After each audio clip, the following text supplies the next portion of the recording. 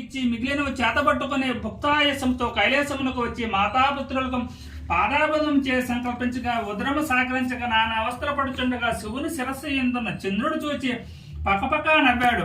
గణపతి పాపం వచ్చి తన దంతపు కోరను విరిచి చంద్రుని మీదకు విసిరాడు. ఆ దెబ్బకు ఏర్పడిన మచ్చ చంద్రునిలో ఈనాటికి ఉన్నది. ఆవేశముతో ఊసలాడుతున్న వినాయకుడు పొట్ట చిట్లించి పాముతో బజ్జన కట్టారు. కుమారుడు పరిస్థితికి పార్వతి ఉగ్రరాయ చంద్రుడు చూచి, ఓరి చంద్ర, నీ కంటికి నా కుమారుడు అంత చులకనగా కనబడ్డాడా? అందంగా ఉన్నాననుకుంటున్న నిన్ను చూచిన వారికి నీలాపనిందలు కలుగుతాయని శపించినది.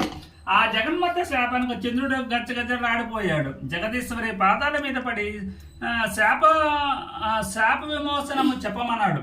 శాపం ఉపసంహరించబడదు అన్నది కాత్యాయిని. దేవతలందరూ కలవరపడి, తల్లి చంద్రుడిని క్షమించు, చంద్రుడు చూడకుండా ఉండటం ఎవరు సాధ్యం కాదు. ఎవరికి ముఖం చూపలేక ఎవరో తన ముఖం చూడక చంద్రుడు ఎక్కడైనా దాక్కుంటే దివ్యరాత్రులు ఎలా జరుగుతాయి? జనులు ఎలా జీవిస్తారు? తల్లి, చంద్రుడి కోసం కాకపోయినా లోకాలను సంరక్షించుటకైనా నీ శాపాన్ని ఉపసంహరించుకు అని దేవతలు ప్రార్థించారు. దేవతలారా, మీ అభ్యర్థిని అర్థం చేసుకున్నాను. శాపం తప్పదు. శాప ప్రభావం పడకుండా తృణోపాయం చెబుతాను. గుర్తు కలిగి బసలుకోండి. భాద్రపద శుద్ధ చెబుతున్నాడు. వినాయకుని పూజించి అక్షతలో శిరస్సు పైన చల్లుకున్న వారికి ఎట్టి నీలాపు నిందలు రావని వరమిచ్చినది. ఈ విషయాన్ని విస్మరించిన, అలక్ష్యము చేసిన ఎట్టి వారిగా నీలాపనిందలు తప్పవని విషయాన్ని గమనించకపోవడం వల్ల శ్రీకృష్ణుడు ఋషివర్యులు అపనిందల పాలయ్యారు. ఒకనొక సప్తమహర్షుల యజ్ఞాన్ని తలపెట్టారు. యజ్ఞగుండము చుట్టూ సప్త ఋషులు తమ తమ భార్యలో ప్రదక్షిణ చేస్తున్నారు. అలా ప్రదక్షిణ చేస్తున్న ఋషిపత్నులను చూసి అగ్నిదేవుడు వారి పట్ల మోహితుడయ్యాడు. ఇది అగ్నిదేవునికి భార్య స్వాహదేవి గమనించి భర్త వ్యామోహన తీర్చడానికి అరుంధతి తప్ప తగ్గిన ఋషిపత్నుల రూపం తానే ధరించి పతికి ప్రమోదాన్ని తీర్చింది. అగ్నిదేవునితో ఉన్నవారు తమ తమ భార్యలే అనే ఋషువులు కోపగించి వారిని వదిలినారు. పార్వతి ఇచ్చిన శాపాన్ని మరిచిన ఋషిపత్నులు చంద్రుని చూడటం వల్ల వారికి అపనింద కలిగినది. దేవతలు ఋషిపత్నుల దుస్థితిని పరమేశ్వరునికి చెప్పగా శివుడు జరిగిన దాన్ని ఋషువులకు వివరించి వారిని స్వస్థచిత్తులను చేసి ఋషిపత్నులను సంరక్షించాడు. సమంతకోపాఖ్యానము. పూర్వ శ్రీకృష్ణుడు కూడా పాలదుత్తలో చంద్రుడిని చూచి నీలాపనిందల పాలయ్యాడు. సత్రాజిత్ అను రాజును సూర్యుని అనుగ్రహముతో సమంతకమని పొందాడు. ఆ సమంతకమని రోజుకు 1000 మణుగుల బంగారాన్ని ఇస్తుండేది. ఆ మణి తనకిమ్మని ఆ రాజును శ్రీకృష్ణుడు కోరగా సత్రాజిత్ అంగీకరించలేదు. ఒకనాడు సత్రాజిత్ తమ్ముడు ఆ సమంతకమని హారాన్ని మెడలో వేసుకుని అడవికి వేటకు వెళ్ళాడు. అతన్ని ఒక సింహం వధించి ఆ హారాన్ని అపహరించింది. ఆ సింహం వద్ద గల మణ్ణి జాంబవంతుడు చూశాడు. ఆ మణ్ణి తన కుమార్తె కానుగా ఇస్తే సంతోషిస్తుందని దాని కొరకు ఆ సింహంతో పోరాడి దాన్ని వధించి హారాన్ని తీసుకుపోయాడు. శ్రీకృష్ణుడు తన తమ్ముడిని చంపి సమంతకమాన్ని అపహరించాడని సత్రాజిత్ తలచి లోకమంతా ప్రచారం చేశాడు. ఈ వార్త కృష్ణ చెవున పడింది. తనకి నీలాపనిందలు ఇందువల్ల కలిగిందని ఆలోచన క్షీరభాండములో చంద్రుని చూడడం వల్ల కలిగిందని గ్రహించుకున్నాడు. ఆ నింద నుండి బయటపడటానికి సమంతకమాన్ని వెతకడానికి అడవికి వెళ్ళాడు. అక్కడ సింహం జాంబవంతులు అడుగుజాడలు చూచి వాటిని అనుసరించి జాంబవంతుని గుహకు వెళ్ళాడు. ఆ గుహలో ఉయ్యాలకు వేలాడుతూ కనబడిన సమంతకమని చూశాడు. దాన్ని తీసుకుని బాగా జాంబవంతుడు వచ్చి శ్రీకృష్ణుడితో కలబడ్డాడు. అహోరాత్రులు హోరాహోరీగా చెట్లతోనూ గదాఘాతాలతోనూ 18 రోజులు యుద్ధము చేశారు.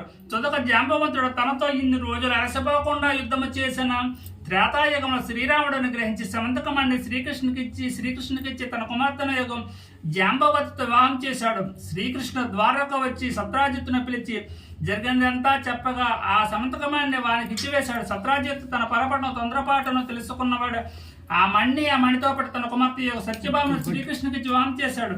ఇదంతా చతుర్థి నాడు క్షీరభాండంలో చంద్రుడు చూచిన ఫలమని తన వారందుకు చెప్పాడు శ్రీకృష్ణుడు. సకల జనులు వినాయక వ్రతాన్ని భాద్రపద శుక్ల చవితి నాడు తమ శక్తి కొలది యథాశక్తి పూజించి పూజానంతరం అక్షతుల శిరస్సును వేసుకున్నచో నీలాపనిందలో కలగక సకల ఐశ్వర్యాలు పొందుదురు. పూర్వం ఈ వ్రతమును సీతాదేవిని వెతుకుతున్నప్పుడు శ్రీరాముడును వృతాసురులను వధించినప్పుడు ఇంద్రుడును గంగర భూమికి తెచ్చినప్పుడు భగీరథుడును అమృతోత్పాదనము చేయనప్పుడు దేవాసురులను కుష్ఠవ్యాధి నివారణకు విప్రుడును తమ రాజ్యము తిరిగి పొందుటగా ధర్మరాజును చేసి సకల విజయములు సాధించిరి.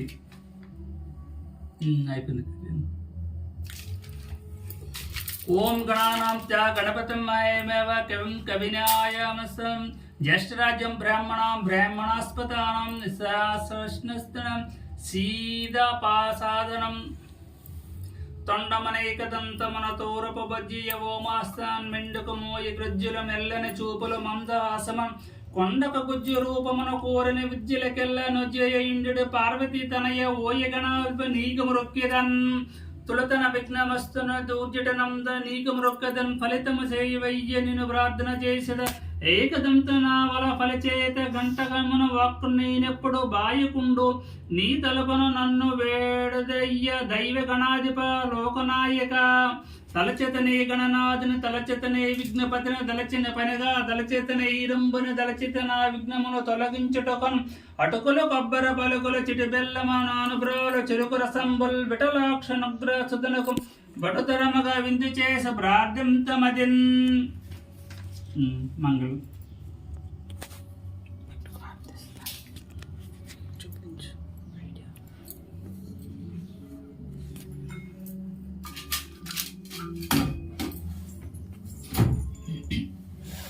చిన్న గంట కొట్టం గంట తీకాలి చిన్నడికి బాగా తన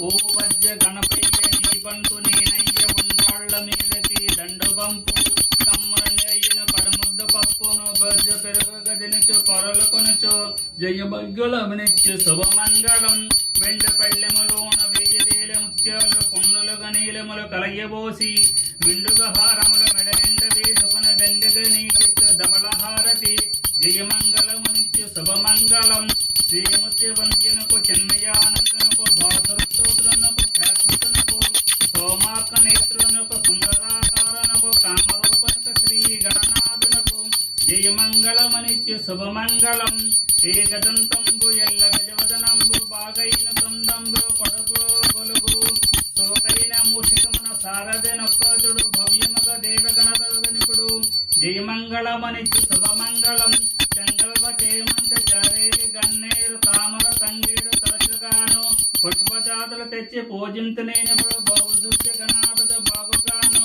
జయమంగళమనిచ్చు శుభమంగళం.